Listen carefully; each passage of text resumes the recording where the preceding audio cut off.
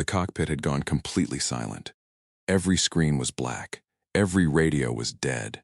Hundreds of terrified passengers were trapped inside a powerless airliner drifting high above the endless Atlantic, with no way to call for help and no idea if they would ever see land again. The captain tightened her grip on the controls as sweat rolled down her face. "We've lost everything," she whispered. Then, just as hope was disappearing, an unexpected voice broke through the silence. It wasn't another pilot. It wasn't air traffic control. It was a young child speaking into a small emergency radio from the back of the aircraft.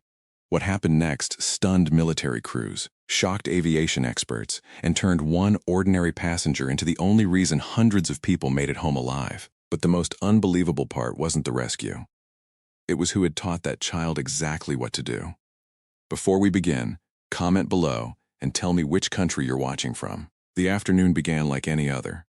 Travelers hurried through the terminal, families said emotional goodbyes, and the crew completed their final safety checks without finding a single issue. Flight 914 was scheduled to leave New York for Dublin, carrying 301 passengers across the Atlantic on a modern aircraft that had passed every inspection only days before. Captain Daniel Brooks, a veteran pilot with nearly 3 decades in the cockpit, smiled as the aircraft lifted smoothly into the clear blue sky. Beside him, First Officer Ethan Cole monitored the instruments while chatting about their plans after landing. Everything looked perfect. The weather radar showed clear skies for hundreds of miles, and air traffic control expected one of the easiest crossings of the week. Far behind the busy cabin, 12-year-old Emily Carter quietly settled into her window seat. While other children watched cartoons or played games, she carefully opened a weathered notebook filled with handwritten radio frequencies, emergency codes, and aviation sketches. A flight attendant noticed the unusual pages and smiled. "That's an interesting book. Are you dreaming of becoming a pilot someday?" Emily returned a small smile and gently traced an old military wing patch stitched onto her backpack. "My mom taught me these things," she replied softly. The flight attendant nodded politely, never imagining those simple words would soon mean the difference between life and death for everyone on board. 8 months earlier, Emily's life had changed forever. Her mother, Commander Sarah Carter, an elite naval reconnaissance pilot known by the call sign Falcon, disappeared during a classified patrol over the Pacific. Despite weeks of searching, neither her aircraft nor her crew was ever found. The military eventually ended the mission, but Emily never accepted that her mother was gone. Before every deployment, Sarah spent countless evenings teaching her daughter skills most adults would never learn. They practiced with old battery-powered radios in the garage, memorized emergency frequencies, and rehearsed distress calls until Emily could repeat them without hesitation. One day, Sarah would tell her, "Technology might fail, but knowledge never does. If every screen goes dark, your mind becomes your greatest tool." At first, Emily thought it was just a fun game between mother and daughter. Only after Sarah vanished did she realize every lesson had been preparing her for something unimaginable. That afternoon, before leaving for the airport, Emily's father hugged her tightly. "You don't have to keep reading those manuals," he said gently. "Your mom would want you to enjoy being a kid." Emily smiled through the sadness and carefully zipped the notebook back into her backpack. "I know," she whispered. "But if she ever comes home, I want her to know I remembered every single lesson she taught me." Without warning, a blinding flash exploded across the cockpit windows. It wasn't followed by thunder or heavy clouds, only an unnatural burst of white light that swallowed the aircraft. The entire jet shook violently as if an invisible force had slammed into it. Then came absolute silence. Every display instantly turned black. The navigation systems disappeared. The autopilot shut off. Radios, radar, cabin lights, passenger screens, even the backup instruments refused to wake up. Captain Brooks stared at the lifeless control panel in disbelief. "This can't be happening," he muttered. Beside him, Ethan frantically flipped emergency switches one after another. "No response! Nothing's responding!" 800 miles from the nearest coastline, they were flying a powerless aircraft with no communication, no navigation, and no idea if anyone even knew they were in trouble. Inside the cabin, screams echoed from every row. Oxygen masks hadn't fallen, but the sudden darkness and silence were enough to send panic racing through the passengers.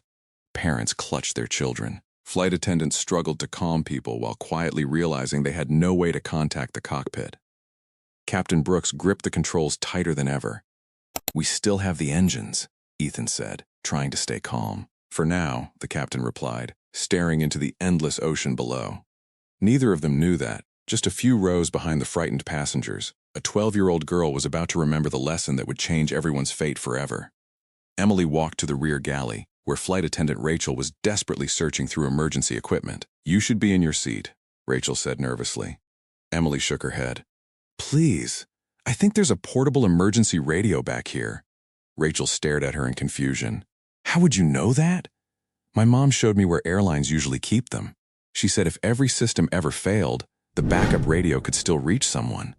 With no better option, Rachel stepped aside. Emily searched one storage compartment after another until her hands froze on a small battery-powered radio. It was the exact model her mother had trained her to use years ago. Her fingers trembled as she switched it on. One green light appeared. The battery still had power. Emily carefully opened her worn notebook, found the emergency military frequency, closed her eyes for one deep breath, and pressed the transmit button. "This is passenger Emily Carter aboard Flight 914. Can anyone hear me?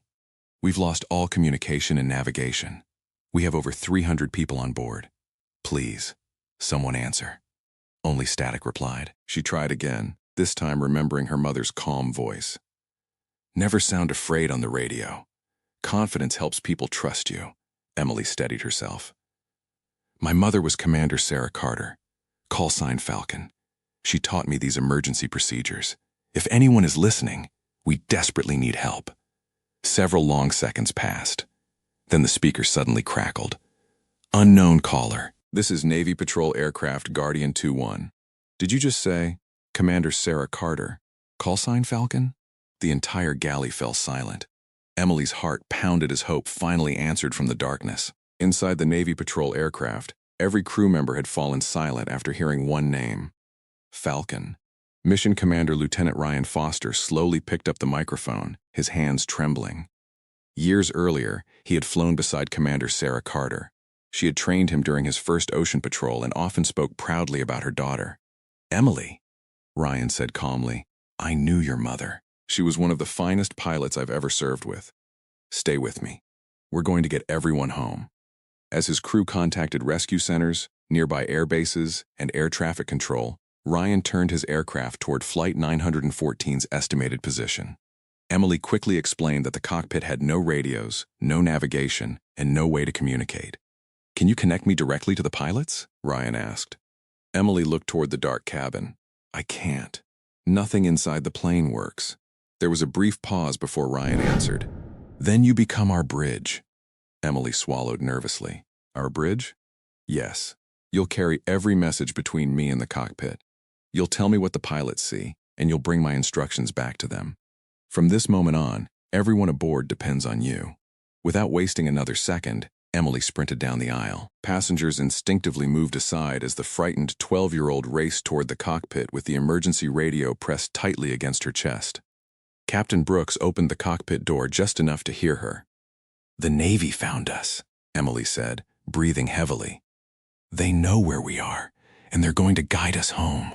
For the first time since disaster struck, both pilots looked at each other with something they thought they had already lost: hope. Again and again, Emily ran through the dim cabin, carrying instructions between the cockpit and the emergency radio. Ryan calculated new headings from his patrol aircraft. The pilots adjusted the powerless jet by sight alone, and Emily became the only link connecting two worlds. Sweat covered her face, her legs ached, and her voice grew weaker with every message, but she refused to stop. Word quickly spread among the passengers. The frightened little girl running through the aisle wasn't panicking. She was helping fly the airplane. An elderly retired airline captain gently stopped her for a moment. "Young lady," he said with tears in his eyes, "I've spent 35 years flying. I've never witnessed courage like this." Emily smiled briefly before rushing away once more. "My mom always said," she answered over her shoulder, "you never stop until everyone is safe." Then another problem appeared. The tiny battery indicator on the emergency radio dropped from 24% to 18%, then 11%. Emily's heart sank. She grabbed the microphone. "Guardian 2-1, the battery is dying. I don't know how much longer it'll last." Ryan looked at the countdown on his navigation screen before answering. We're less than 40 minutes away from the nearest runway. From now on, only essential transmissions. Just then, another voice interrupted the frequency. Guardian 2-1, this is Falcon Escort 1. Fighter aircraft have visual contact with Flight 914. Moments later, Captain Brooks looked out the cockpit window. 4 fighter jets appeared from the clouds, taking position on both sides of the powerless airliner. Their flashing lights cut through the darkness like a promise that they would not face the final miles alone. For the first time since the nightmare began, applause echoed through the cabin. But Emily wasn't celebrating. She stared silently at the radio. 8% battery remaining. Every message from this point forward could be the last. The fighter jets moved into perfect formation, their flashing lights becoming the only guide for Captain Brooks. Without instruments, every decision depended on instinct, experience, and the visual signals from the military pilots outside his windows. One mistake during the descent could end everything. In the rear galley, the emergency radio emitted a slow warning beep. 5% battery. Emily pressed the transmit button with trembling hands. Guardian 2-1, we're beginning the final approach. Ryan answered immediately, his normally steady voice filled with emotion. You're almost home, Emily. Tell the captain the lead fighters will signal every stage of the landing. Trust them. Emily sprinted to the cockpit one final time. The jets will guide you all the way, she said, struggling to catch her breath. When they flash twice, begin your flare. Captain Brooks looked at the exhausted girl standing in the doorway. You've carried this airplane farther than anyone could have imagined, he said quietly. Emily gave a tired smile. My mom always believed people are strongest when they're protecting someone else. She hurried back to the radio. 3% battery. Ryan, she whispered into the microphone, if this is my last transmission, thank you for believing me. There was a brief silence before his reply. No, Emily. Thank you. Today, you proved your mother's greatest lesson was never about radios. It was about courage. You gave hope to everyone on that aircraft. The battery indicator flashed. 2%, 1%. Then the radio went silent. Emily held it tightly against her chest and ran to the nearest window. Outside, the runway lights stretched through the darkness like a path home. Inside the cockpit, Captain Brooks followed the fighter jets with unwavering focus. The lead aircraft suddenly pulled upward and flashed its landing lights. Now! Ethan shouted. Brooks gently raised the nose. For one endless second, the giant aircraft floated above the runway. Then, HUD! HUD! The landing gear slammed onto the pavement. Cheers erupted instantly. Passengers cried, laughed, hugged strangers, and thanked God as the powerless aircraft rolled safely to a stop. Through tear-filled eyes, Captain Brooks looked toward the rear of the cabin. We made it, he whispered, and one little girl made sure we never gave up.